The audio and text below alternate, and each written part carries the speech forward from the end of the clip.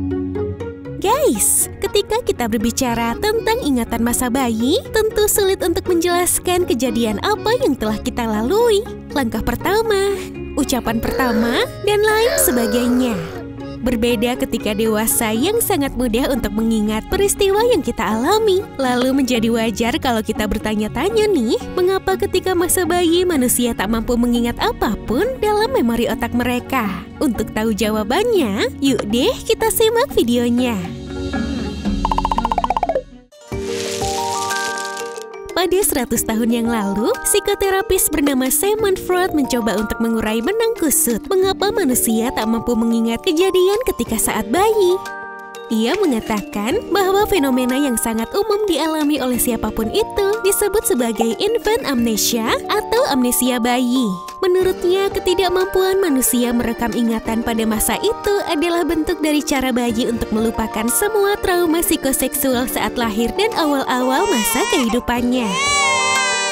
Teori lain mengatakan, amnesia bayi juga disebabkan oleh perbedaan antara cara bayi memproses informasi dan menggabungkan informasi yang didapatkan.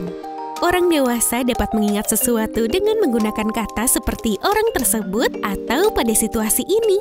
Sedangkan anak-anak tak dapat menggabungkan informasi itu dengan peristiwa yang berkaitan dengan dirinya.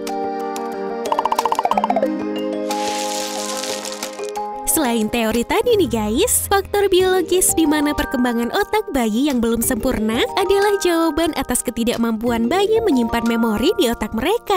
Secara umum, cara manusia mengumpulkan memori terbagi atas dua hal. Yang pertama adalah memori semantik dan yang kedua adalah memori episodik. Memori semantik adalah memori yang berasal dari pengetahuan umum seperti nama suatu benda, nama warna, dan lainnya. Sedangkan memori episodik adalah memori yang berasal dari pengalaman pribadi, misalnya manusia kita pengalaman bepergian atau mengunjungi suatu tempat. Dari dua jenis memori ini, penelitian menyimpulkan kalau kita tidak bisa mengingat apapun karena cara kita menyimpan dan mengakses memori tersebut. Seorang bayi yang berusia hingga 2 tahun menyimpan memori pada wilayah permukaan otak mereka yang disebut sebagai korteks. Tapi setelah itu, perlahan jaringan hipokampus dalam otaknya akan terbentuk. Jaringan hipokampus inilah yang membuat kita dapat mengingat memori, baik memori semantik maupun memori episodik tadi guys. Hipokampus sendiri adalah bagian dari otak besar yang terdapat di sisi kiri dan kanan manusia.